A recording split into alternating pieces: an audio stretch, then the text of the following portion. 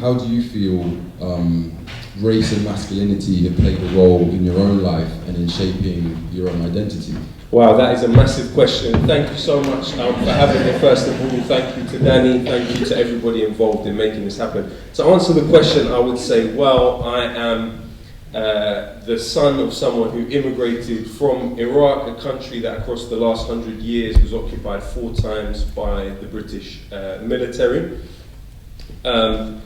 In addition to that, I think there were many things that I was socialized into that I saw as basically completely commonsensical, that across the development of my life, I realized were actually quite damaging to my progression in the world. I think I was also the product of the 70s, the 60s, the rock against racism, the uprisings that you had in a lot of the areas where people that were racialized as certain categorizations of humanity lived in the metropole of the almost completely diminished British Empire, really. I think it's important for us to look at ideas of race specifically as, while there are precursors to our understanding of race today, some would say in the caste system you have in India, whereby people are categorized in certain ways that are deterministic about what their future will be and what the reasons are for those categorizations. They'll have real effects on the way that person lives. You obviously had somebody like Plato saying that people that were in bondage, and of course let's not forget that Athens around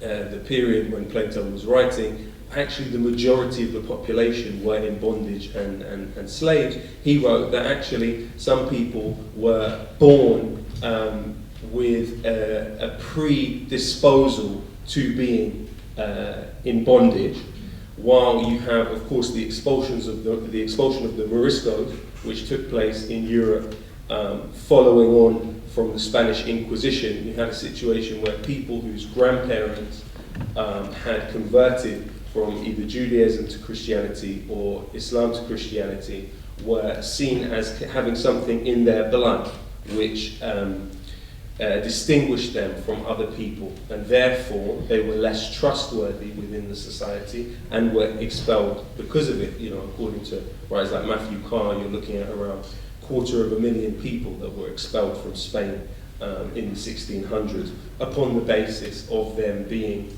of this extraction. But in terms of race as we know it today, with the extremely reductive ways of referring to human beings, it is a creation of the 1700s, the 1800s, thinkers like Steve Knox, for example, coming up with this idea that biologically people were different.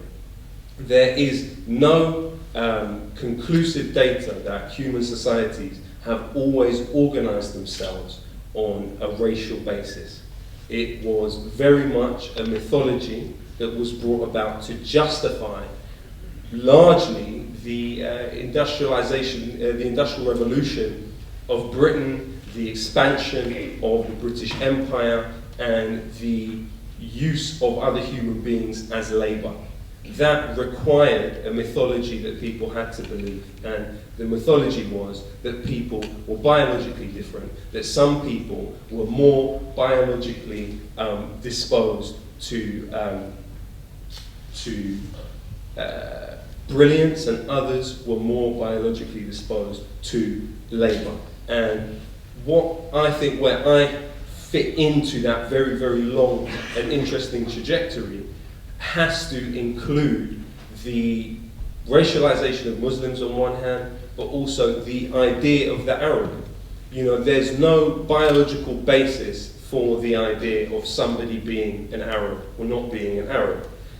You know, it's believed that it developed as a group of people from 2 main tribes, the Adnan and Qahtan, and in terms of the development of them, they developed from speakers of Ugaritic as a language, thousands of years ago, and then that development led to the language of Arabic. For example, in Iraq, if you look at over the past 4,000 years, to count from 1 to 10, from Aramaic to Akkadian to Arabic, is almost identical.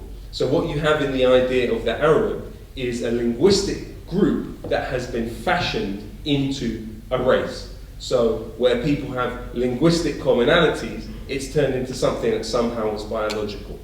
So being born in the 80s meant I was born under the shadow of course, the oil crisis in '73, where Arab countries, including countries in the Gulf, said that they would refuse to sell oil to states that assisted Israel in the war of attrition. And what that led to was massive economic repercussions for Britain.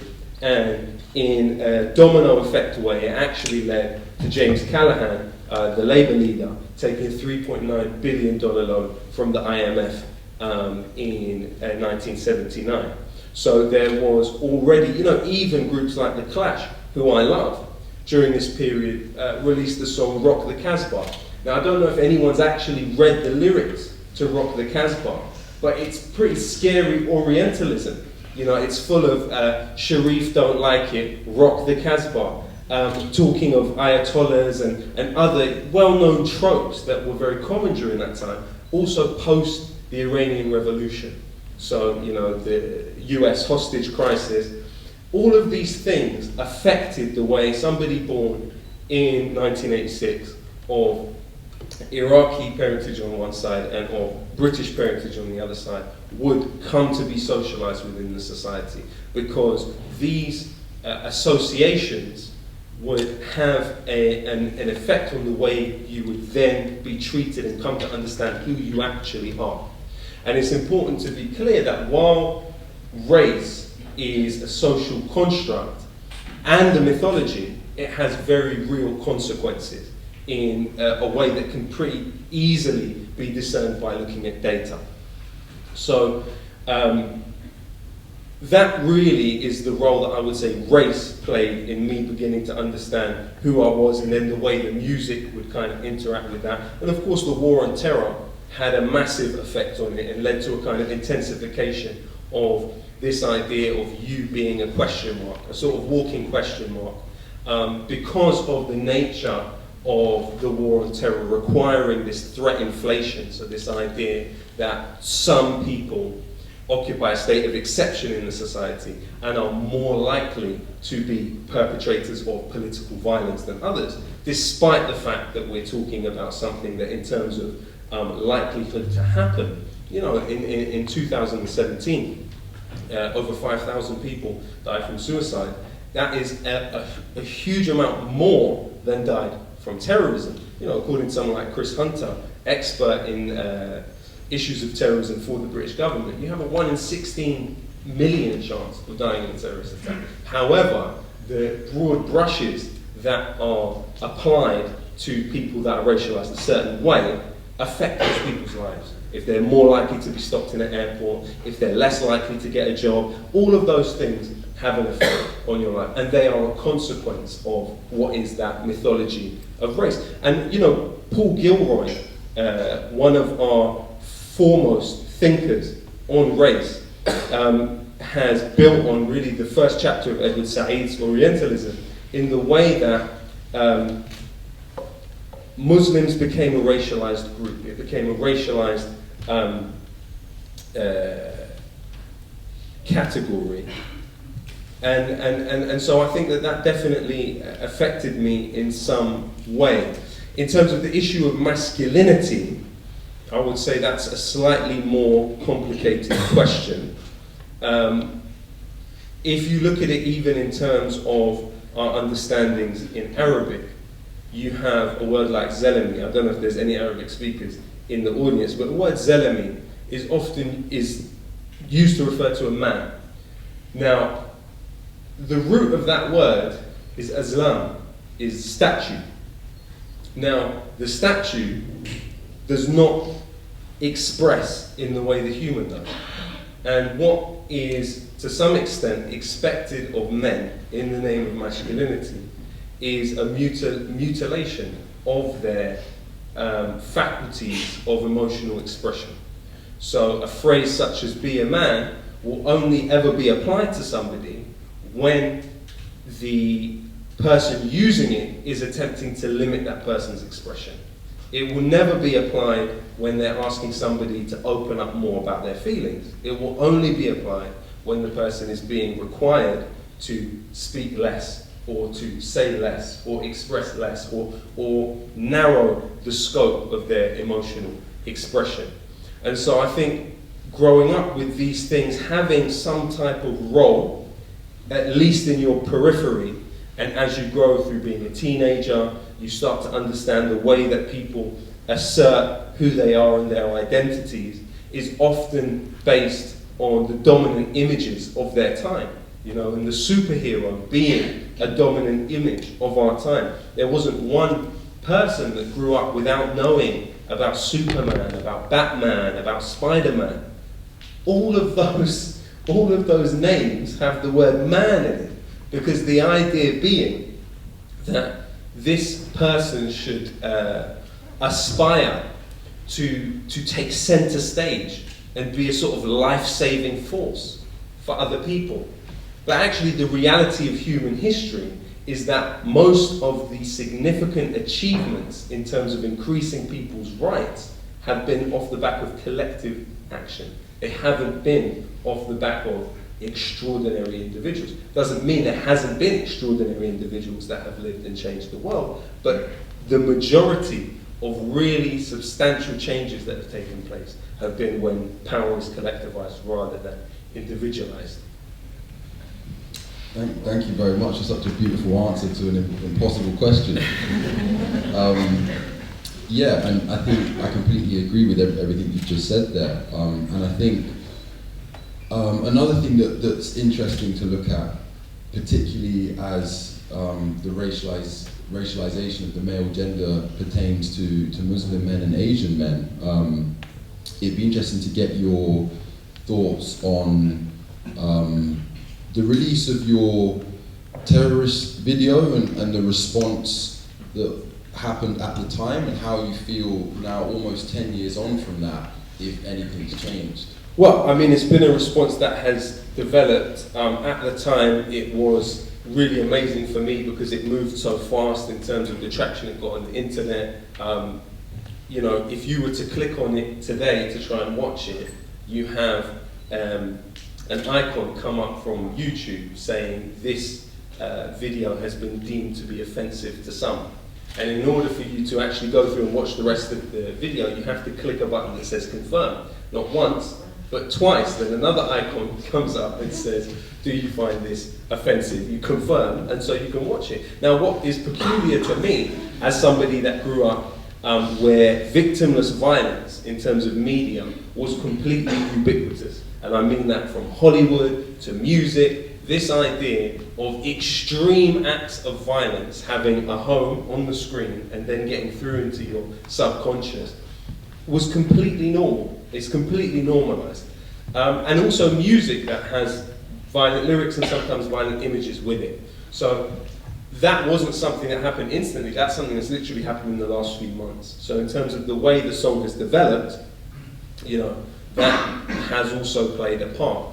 You know, we have to be clear, and Robert Pape in his book Dying to Win, which was funded by the Defense Department in the United States in the Bush years, found that, and he put it in this way, and I hate to even be brought down to the level where I have to talk about this stuff, but if you look at something like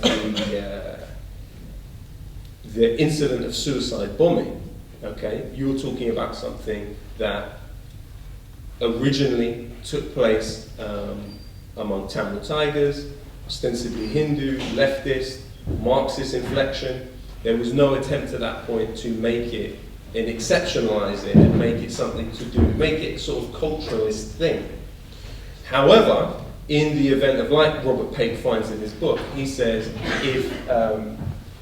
if say suicide bombing was lung cancer, then occupation is like smoking. In that, foreign occupations of countries made it more likely to be exposed to that form of political violence, the same way a person smoking made them more likely to fall victim to lung cancer in terms of the percentages. If you look at the work of someone like Frank Harvey, he says you're 5 times more likely to be struck by lightning. If you're in the United States, you are more likely to be shot by a child with a gun, an infant with a gun. And of course the United States is a country where there's more guns than people. You're more likely to die using a vending machine in the United States, for example. Obviously it's different in Iraq. In Iraq was a situation following the US occupation where it became a practice that happened on a far more, it would be far more likely for you to face that, something like that in Iraq than it would be in England or the United States. However, the threat inflation was necessary to the march of industry because actually, as with a lot of things, the securitization of an internal minority was actually about, in some cases, job creation and in other cases, accumulation of capital. Because when you are able to depict groups of people as a fifth column, as sort of enemies in waiting, as a sleeper cell, as I said, more likely to be perpetrators of political violence, then it means all of the things that come with it in securing that and assuring domestic tranquility actually create value. So if you're talking about increased funding towards the MOD, if you're talking about, say, the PREVENT program, for example, if you're talking about Schedule 7 Terrorist Act, which was set up in 2000, and ostensibly would not be applied in a partisan way, what it meant is that if you know, out of the 500,000 people that have been stopped under that act, 84% of them are ethnic minorities, despite the fact that ethnic minorities only make up 13% of the population here. So the Schedule 7 Terrorism Act, in terms of civil liberties, an organisation like Liberty has said is breathtakingly dangerous. It means that it's illegal not to answer a question that's asked of you. You have no right to legal defence in the situation. Any electronic items that you have with you by law can be searched and demanded from you. And that situation, Schedule 7 Terrorism Act, you're something like 154 times more likely to be stopped under it if you are a man of Pakistani origin. So clearly it's being applied in a specific way. Mark Sageman, in his book Misunderstanding Terrorism, actually found that across the period of the War on Terror, less than 1 in every million Muslims had anything to do with political violence. And he actually estimated that for finding every one person that had anything to do with political violence, 250,000 people had to be detained wrongly. And Mark Sageman is a CIA analyst that's worked on terrorism for almost as long as I've been alive. So when you think about what the repercussions are for such an imbalance of pressure and what that creates in people, it's quite scary, and it's not easy to quantify, actually, the damage that it does, the trauma that comes from it. You look at something like the PREVENT duty in schools. That is something that applies to children as young as 3 years old. And PREVENT allows children to be questioned without the presence of their parents. And now, of course, PREVENT has been applied to Extinction Rebellion. And bearing in mind that the huge mobilization of students in solidarity with the climate strike, you're now talking about a huge proportion of young people in schools that are being viewed in this cynical, ultra-securitized fashion. And the repercussion, the psychological repercussions for those children and for those young people is hard to know, you know? And so I think that understanding Islamophobia is not just something that, say, happens to a person on the street. And even that incident and that kind of spectacle is the product of many things happening around it. But actually, as racism has always been, it starts with the state, not with the individual. And I think that's a key misunderstanding that sometimes we take into conversations about racism and stuff like that. We'll say, well, somebody said something to me and it made me feel really bad. Well, that's not good. But that is the result of a social context which brings it into. That's based on an intellectual foundation that has been built and mythologies that have been propagated in order to make that person feel that way, in order to make that person feel different from you in some way, to accentuate that difference. But when we're actually talking about the stuff which really dominates people's lives and really changes things, it's what happens on the state level.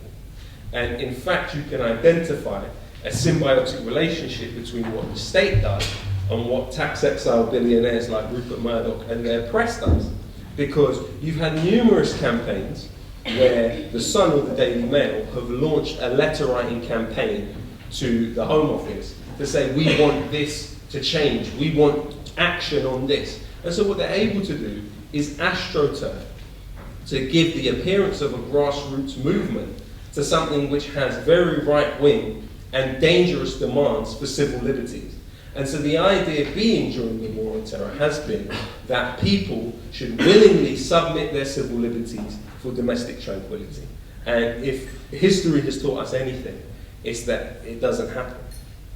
Most of the time, it's about accumulation of capital for a very small amount of people and victimization of innocent people.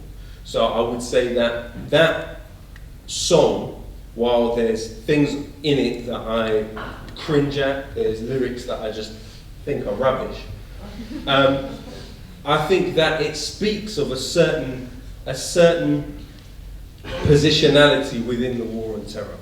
And I think that in that way, it's offering an alternative narrative, which is focusing the emphasis on a lot of invisibilized activities of the state, whether it was coups in, one of the main pious hypocrisies about the War on Terror has been the spread of democracy. Well, we can't forget that pre-World War I in this country, only 18% of the population had the right to vote. The suffragettes, in order to get the right to vote, had to do many things. One of them was throwing bricks through 10 Downing Street. Another one was trying to push Winston Churchill under a train.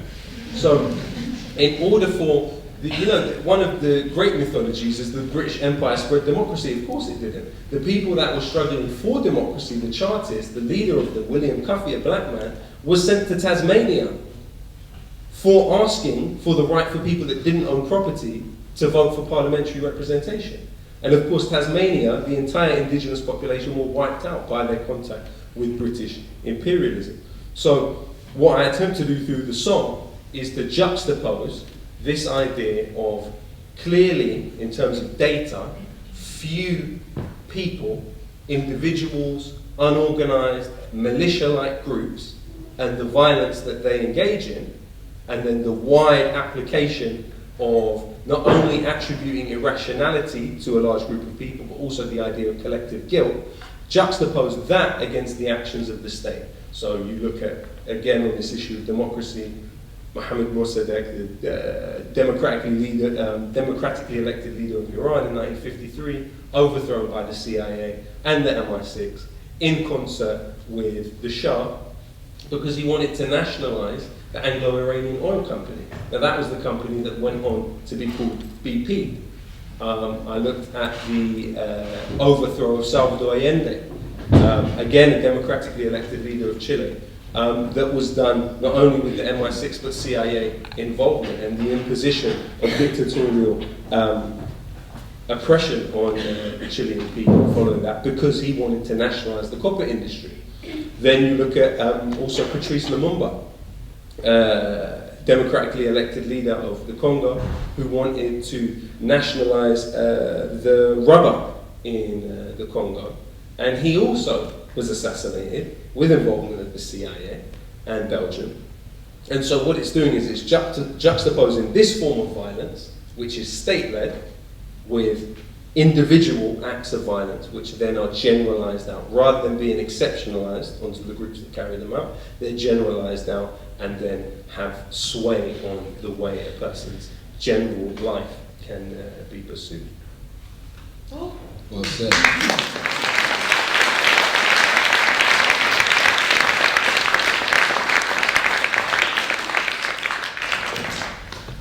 So I think you do an incredible job of outlining very much the problem, and I'm very interested to know how you yourself navigate dealing with the scale of the problem and how in your mind you are able to focus your energy on solutions. Because as you've just done there, you've outlined so many of the issues. How then, if any, do you see solutions to these issues? Well, one of the things that happens when a person is traumatized as a child is it impedes the brain's ability to produce serotonin. And serotonin is vital for the regulation of anxiety and fear. And so we have a lot of people that are walking around with a hell of a lot of trauma. Now, in the example of stuff like Prevent, which now is expanded to apply to people worried about ecological breakdown, which is really scary, what it means is that even if you're seeking help from mental health services with a therapist, they may also be collecting information on you to hand over to the police and other agencies in terms of looking at you on a conveyor belt to political activity. You know, can we just do a test? Is there anyone in this room that has ever changed their haircut before? If you have, just keep your hand up, keep your hand up. Is there anyone in this room that is talkative in class? Keep your hand up. Is there anyone in this room that's not talkative in class? Is there anyone in this room, keep your hand up though if you've been any of them. Is there anyone in this room that has been late to class? Okay. Is there anyone in this room that has tattoos? Keep your hands up if any of them apply to you. Okay.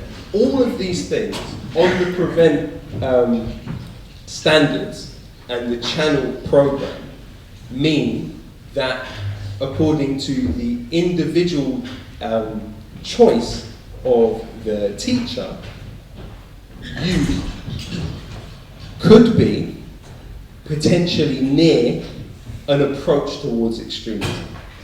Are we seeing how ridiculous this is and how open this is to the individual's interpretation and their ideas, which of course come from a social context and a situation where the billionaire press have far more influence on people's ideas about the world than necessary.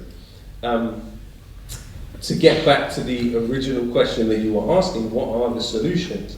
The solutions are building organizations that focus on collectivizing power, understanding that the major changes within this country and around the world, we wouldn't have the 8-hour day if it wasn't for collective organizing. We wouldn't have the abolishment of child labor in this country if it wasn't for collective organizing. We have to be absolutely clear that even maternity rights in employment would not happen if people did not have that lever of collective bargaining there. Now, you look at the point in time when this country was the most equal. So the disparity between the richest and the poorest was the lowest it has ever been at any point in British history. That was in the early 70s. Now, at that time, you had about 72% of the population working on the basis of agreements that were won off the back of collective bargaining.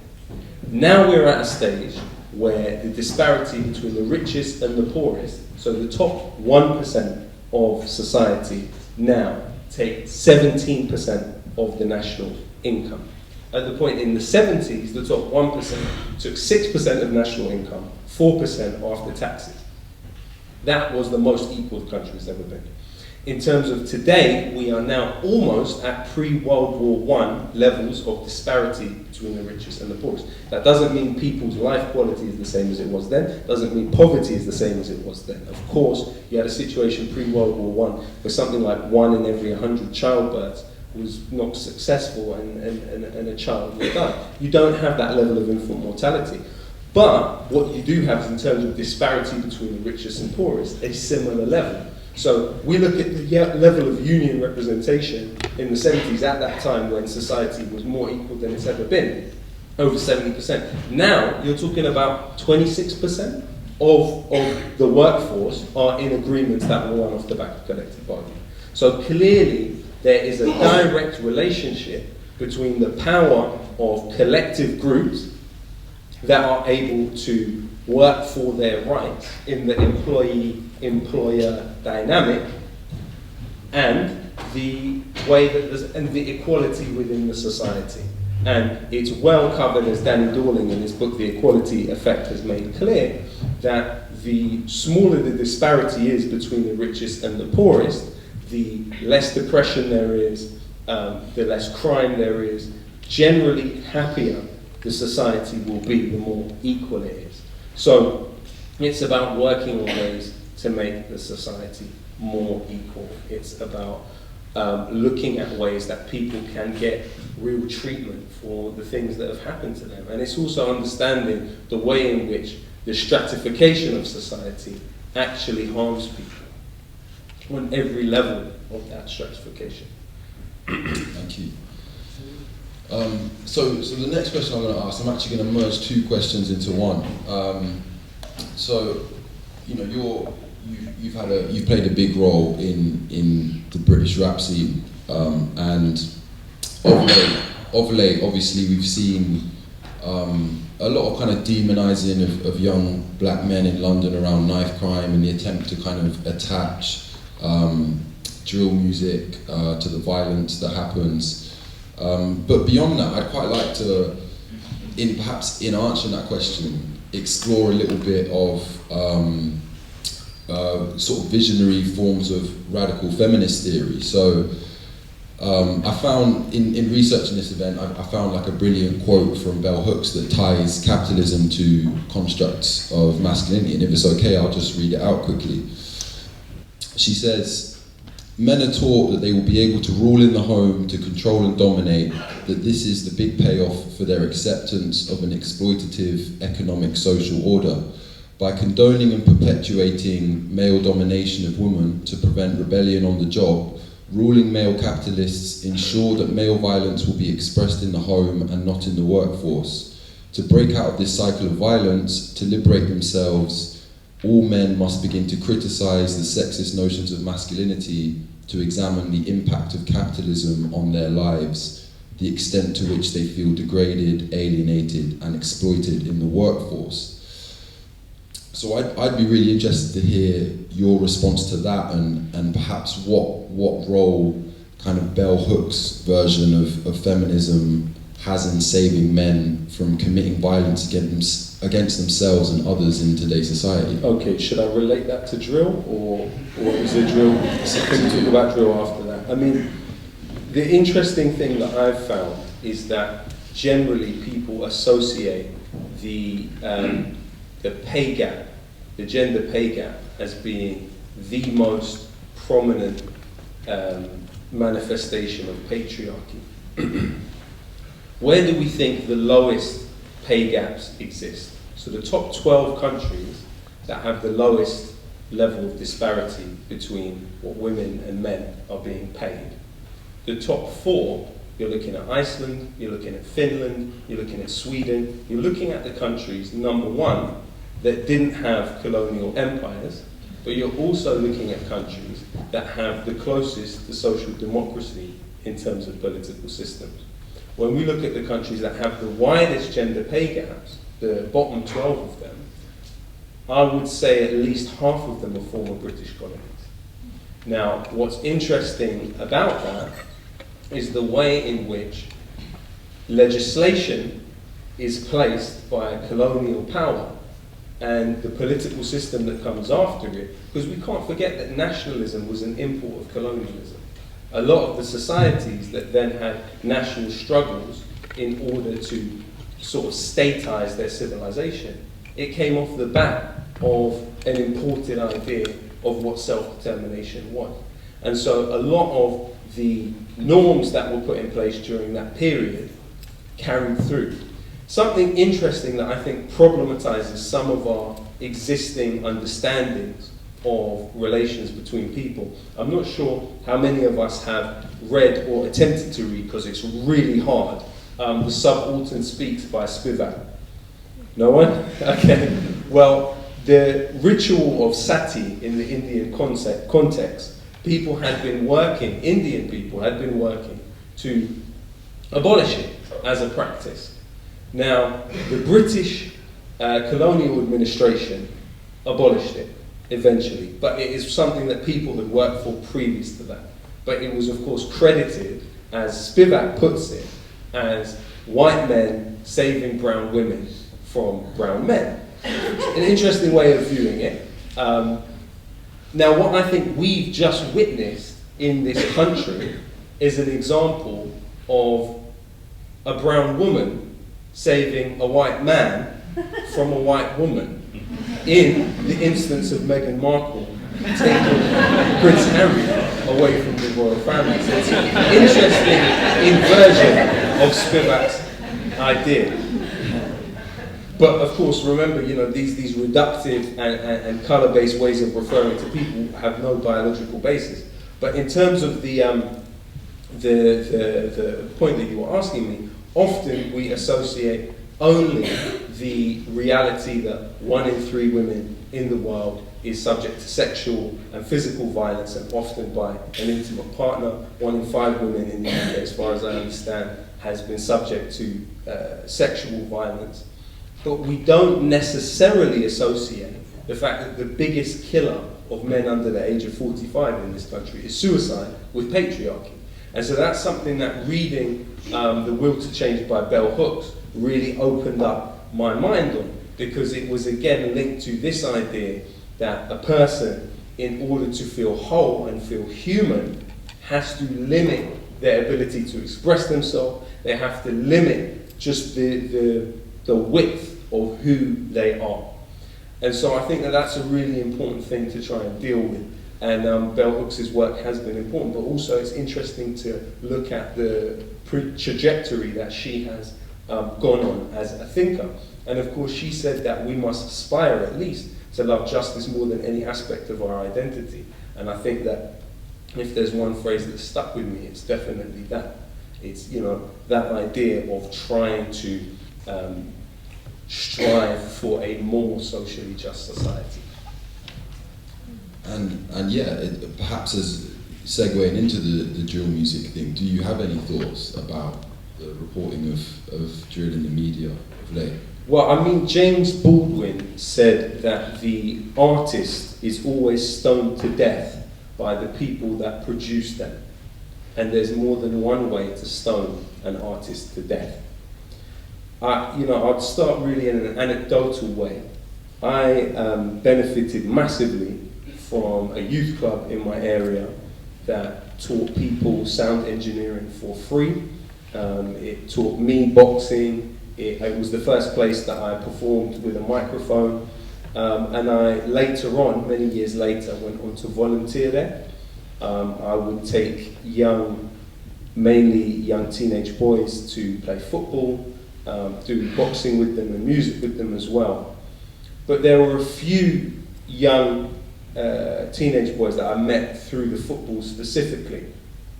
Now, that youth centre was as much of the essential institutions of the public sector have been across the last 30 years subject to a sort of hybridized privatization come public sector status, meaning that it was internally privatized. So it became administered by a private company who were then reliant on meeting certain quotas in order to assure funding. So it increased that kind of attritional pressure on the institution. Eventually it was closed. as were 600 youth centres across the last 10 years. You know, across the last 5 years, we've seen £1 billion cut from child services. We've seen 3,500 youth workers lose their jobs. Now, a year or so after the closing of the youth centre, I was walking along the street outside my home, and I saw a police car pull over quite sharply. Now, at that point, I went over to see what was happening, and it became apparent to me that there was a boy that I previously trained in football on the floor bleeding. He'd been stabbed in 3 places in his body. Now, at that point, we're with a few police officers gathering around him, trying to assure that he, you know, stays with it, and, you know, he's looking quite pale. It's quite a scary situation for all involved. More and more police keep coming, and then because where the block is, I would say, a very, very strong shot putter's stone throw away from Grenfell Tower. So not exactly close to Grenfell Tower, but if a very, very strong person was throwing a stone, you could say a stone's throw away from Grenfell Tower. Now, the way the police are interacting with the ambulance, they're saying, we're at Grenfell Tower. So what happens when the ambulance comes, it speeds right past us. And so we, as people that know him, have to run after the ambulance, chase it down, and get it to come back. The ambulance comes back and treats him. He gets into the ambulance, they put him in. Before that happens, though, the police turn to us and they say, right now, all of you F off. This is while he's on the floor. All of you F off. This area needs to be cordoned, or you're going to be arrested. F off right now. And me being older than everyone else, having gone to university and having a kind of undue estimation of my own ability to communicate, think that I can sort of put on the voice I use in lectures at university and it will get some leeway. And one of the police officers knew me as a musician, and it made absolutely no difference. And I said, you know, you're dealing with people who lost their friends in Grenfell Tower less than a year ago. The manner that you're behaving would be conducive to causing a riot if the numbers were different, and I just think it's really ill-advised for you to behave in this way. Absolutely no reaction. I was told to F off more. So what struck me as quite deep about the situation was that it was on a Friday night, and we used to run the football on the Monday and the Friday night.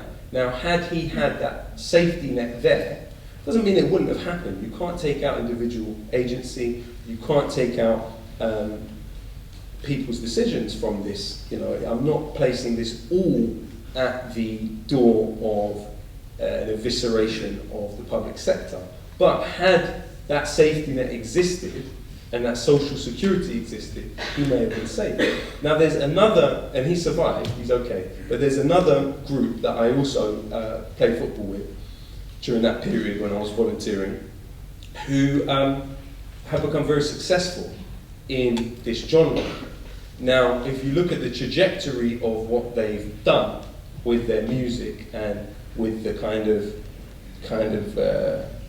resentful comparison that comes from social media, the capacity for humiliation of the other, the capacity for ridiculing of the other that came from their experience with social media, it in fact led to more aggravated and more exacerbated antagonisms between them and people from other areas.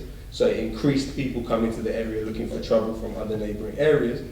But then their own trajectory was actually, they were rewarded by the system in that they started getting a lot more money and even had corporate sponsorship, really serious corporate sponsorship actually, despite the fact that the content of the music is referring explicitly to things that are happening in the streets. Now, what has always interested me about the way rap factors or drill, to a far lesser extent grime, factors into the general cultural ambience is that never, ever, ever is any type of responsibility attributed to the companies that sell the product.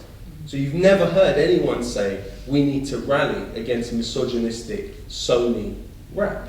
You've never heard them say, Universal and Atlantic need to be held responsible for all of this misogynistic music they're selling, or it's always directed in a horizontal direction, never in a vertical direction. So the companies that make a profit off of these young men being on Snapchat, saying negative things about each other and mocking each other, they're invisible in the equation, but they're still making money.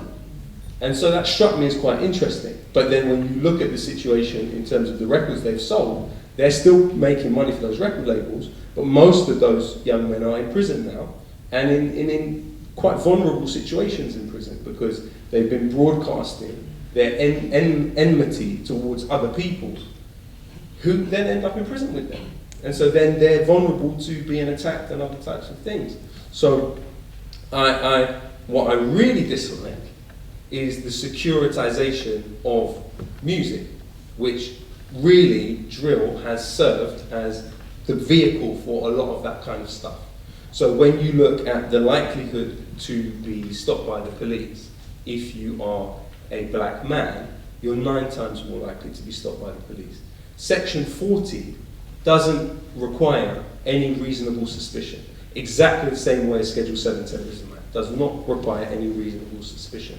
Exactly the same way as the sus laws were. They didn't require reasonable suspicion. And there's a long trajectory of British legislation that is rooted in laws that were applied in places throughout the empire that were then applied here, in terms of that stopping of people. You have something called the gangs matrix. That has nothing to do with anyone that has committed crime. What it is it's a massive database of names of people that are believed to be several degrees even removed from people involved in gang crime. And there's a lot of cases where lyrics from the songs are then used in court in order to criminalize people more. So I think it's about understanding that general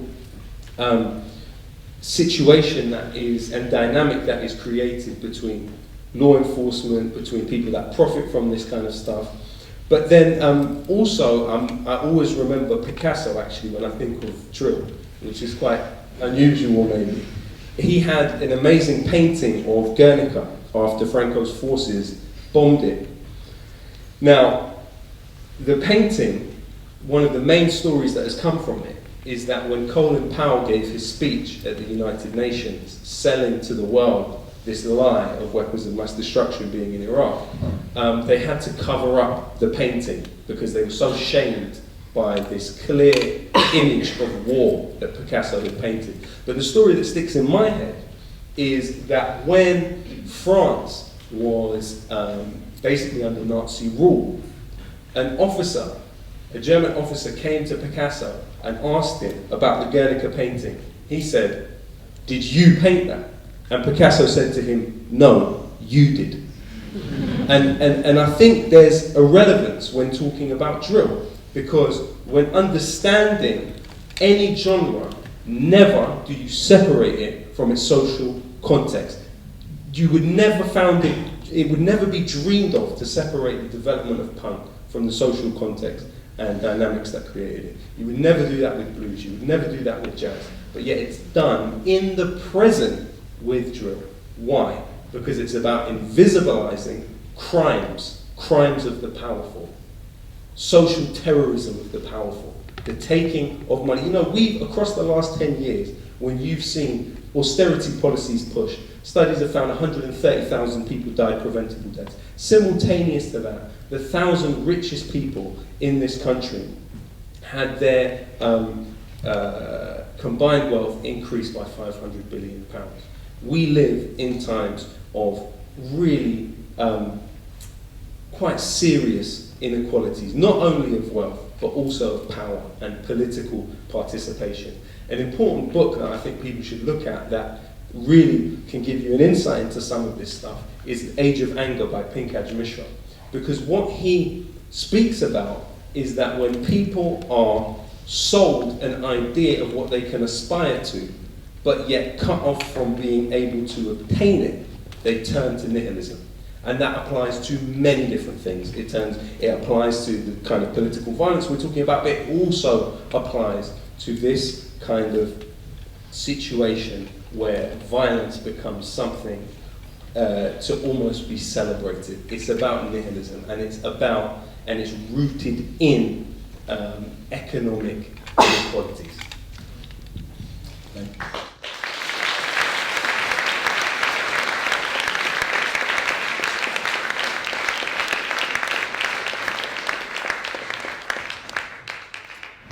Thank you for articulating that so brilliantly. So I think we've got time for a couple of questions from the audience. If anybody is keen, I'm struggling to see you still with this light beaming in my eyes. So I think we've got time for probably two, and just because I can't see too far back, how about these two just here? Yeah? Danny, do you want to take my mic and pass it on? So we've got a gentleman just here and a gentleman. Yeah, I'm sorry. Hi. Thank you, guys. I'm interested more so in your experience of being a rapper, because I think that for you in British music, as a British Iraqi person, you're kind of alone, you're in your own lane, and I just kind of wonder how your music career was received by other people in the industry, other rappers, other musicians, when culturally the content that you're putting out is very different to a lot of people. Being a British Iraqi, and also just generally being socially minded. I mean, I would say it's not really a music career, actually.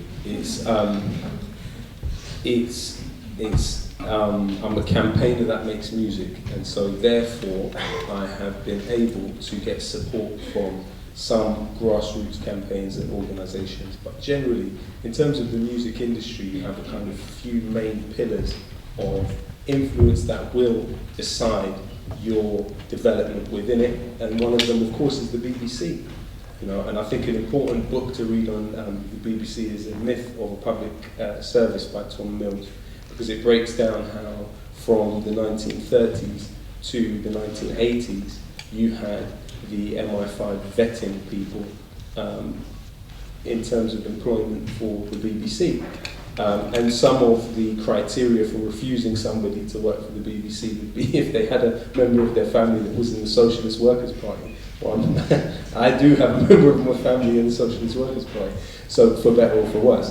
But so in terms of my experiences with the BBC, it was probably generally positive up until a kind of clash with Tim Westwood, whereby he had gone and done his show, his weekly show. Well, it goes on for the whole week on BBC One Extra from Camp Bastion in British and US occupied Afghanistan. And that was for One Extra.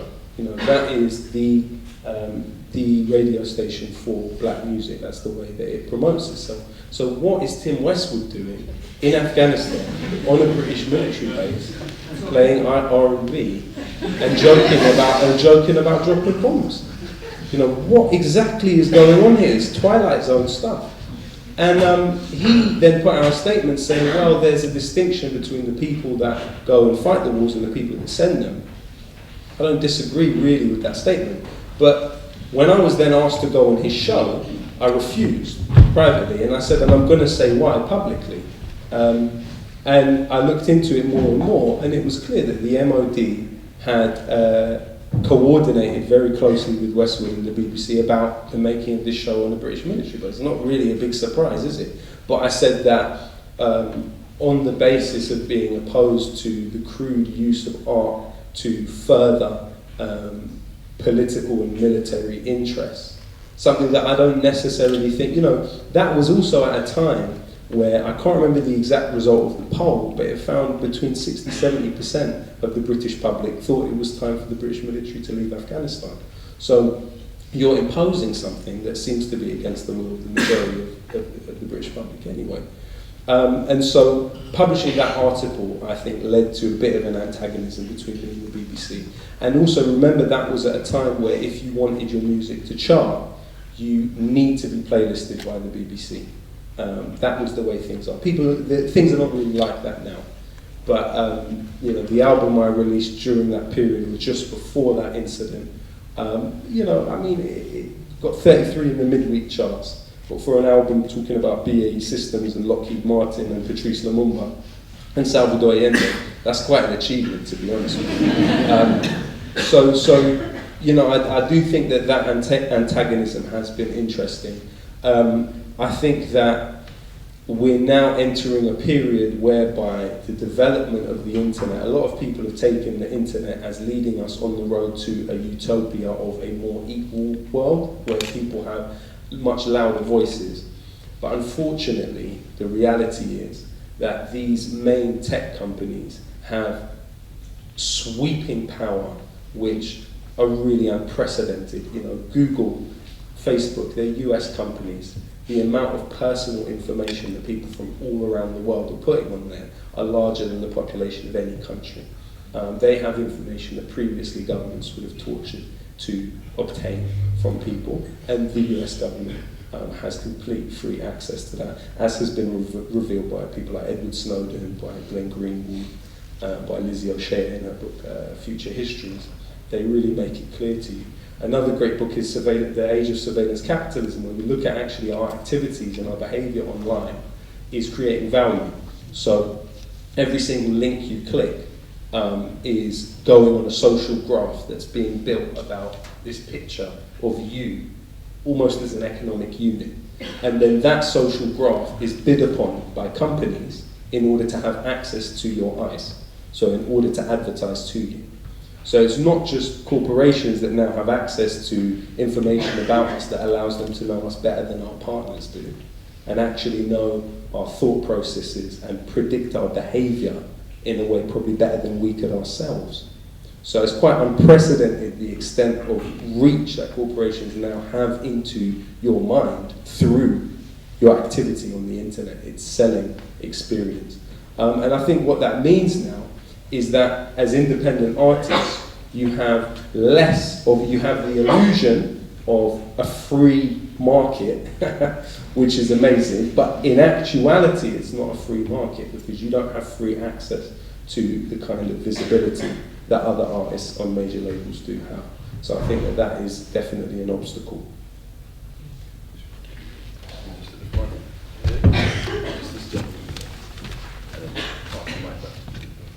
Thanks so much, and thanks for an amazing talk. It's been so good. I just wanted to ask you a question about your point around inequality and collective kind of movements. And I guess you're kind of referencing a lot of labour movements around that. But I kind of just wanted to link that with the failure of many kind of labour movements in this country to kind of meaningfully deal with anything around race or even be in any way inclusive to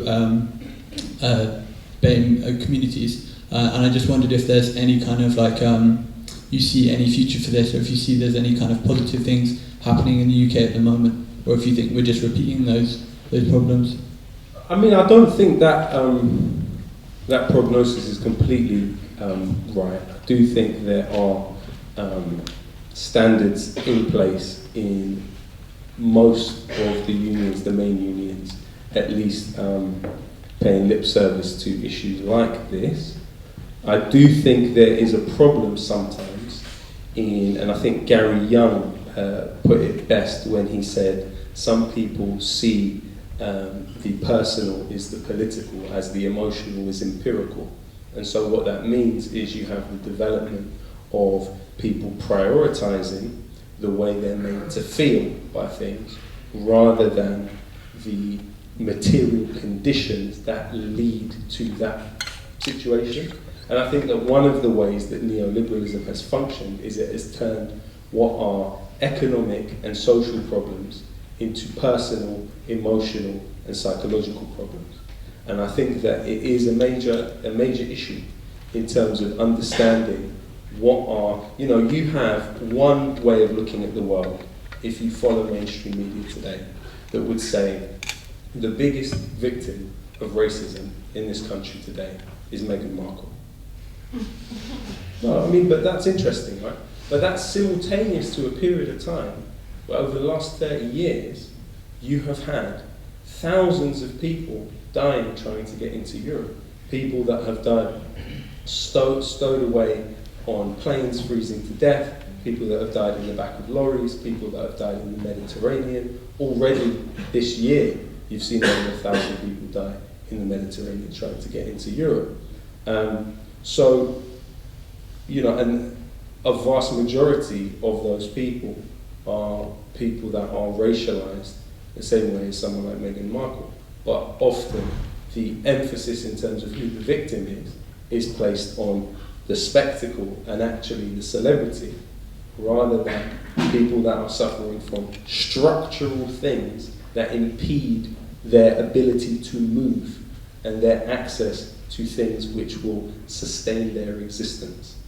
And so I think that when talking about labour movements in a very broad stroke, I think there's a need to be specific, and also not only be specific about the organisations, but be specific about what you're talking about is the problem that they've had in dealing with racism. Because you have two ways of looking at it. You can prioritise aesthetics and representation, or you can prioritise material conditions and dealing with those problems.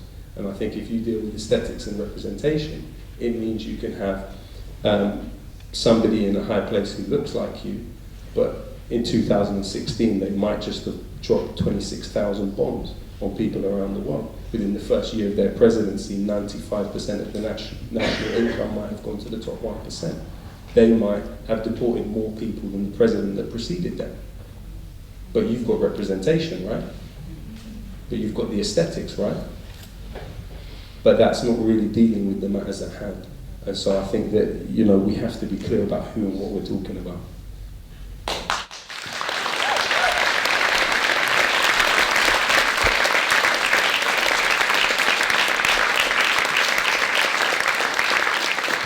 You know,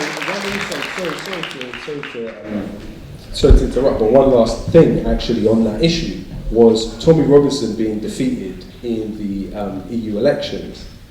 Not enough people paid attention to why he said he lost. He said he lost because the unions mobilised against him in a way that there was no way he could compete with. And I also think if we look at the movements in this country to solve a lot of these social contradictions, it has always come from the unions. So I'm you know, while I hear what you're saying, I'm a little bit hesitant to join you in that criticism. Are there any last words you want to share, or just tell people a little bit about what you've got coming up next? No, I'd just like to say thank you for having the patience to listen to me for this long.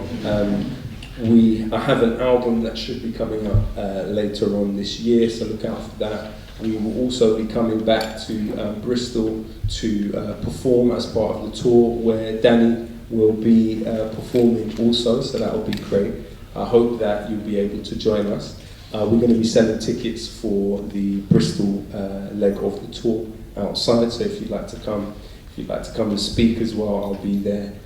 So yeah, thank you so much for having me, and please support initiatives like this. I think it's so important that we get together and organise in the physical side of things, and we encourage and support platforms like this that really value this expression and this meeting of minds. Thank you for having me.